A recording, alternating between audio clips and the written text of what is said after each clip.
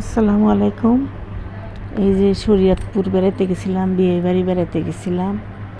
যাইয়া এই দেশের আবাদ খালি শুধু মরিচের আবাদ, মরিচের আবাদ। দেখেন কিভাবে মরিচ ধরছে। আমি মরিচ খেতে ঢুকে গেছি, ঢুকে আমি দেখতেছি যে দেখি এগুলা সত্যি মরিচ নাকি আমরা যে বাজারে যে কিনা খাই সেই মরিচ না কোন মরিচ। তার দেখি যে ওরে মরিচ ধইরা আছে। আমার দেখা তো খুবই ভালো লেগেছে। তো দেখলাম, এই যে দেখেন দেখাইতেছে, এই যে মরিচ, এই যে পাইকা আছে, কাঁচাও আছে। তো এই যে মরিচ উঠাইতেছে, মানুষ দিয়ে দিয়ে উঠায়, উঠা শুকায়া তারপরে সেরা বিক্রি করে। তো এই দেশে শুধু মরিচের আবাদ, ধানের আবাদ, আর হচ্ছে ভুট্টা।